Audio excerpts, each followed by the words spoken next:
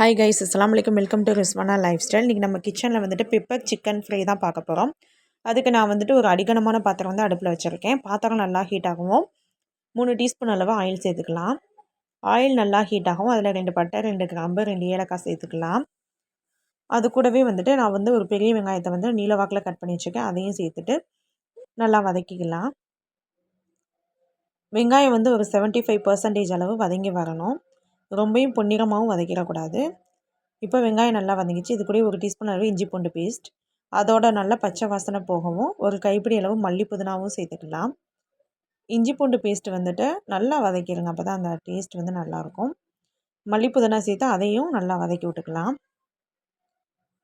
மல்லி புதினா இஞ்சி பூண்டு நல்லா வதங்கி எண்ணெய் பிரிஞ்சு வரும், பார்த்திங்கன்னா தெரியும். இது கூடவே வந்துட்டு ஒரு அரை டீஸ்பூன் அளவு மிளகாத்தூள் சேர்த்துக்கலாம். பெப்பர் சிக்கன் ஃப்ரை தான், அதில் வந்து பெப்பரோட காரம் வந்து அதிகமாக இருந்தால் கசப்பு தன்மை வந்துடும்.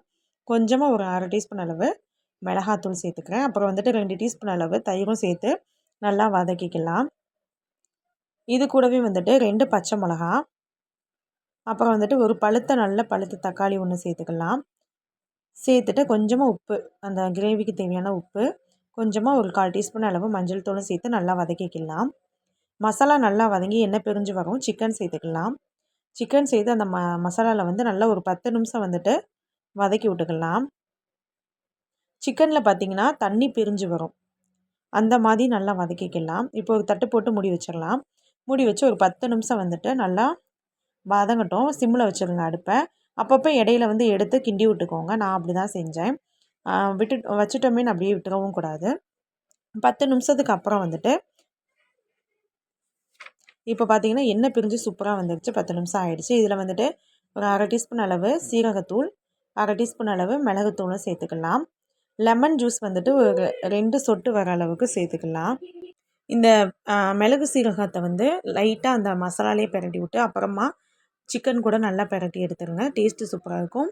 அரை லெமன் வந்து புழிஞ்சிக்கலாம். சும்மா ஒரு 2-3 சொட்டு வர மாதிரி புழிஞ்சு விட்டுட்டு அதையும் நல்லா வதக்கி விட்டுருங்க.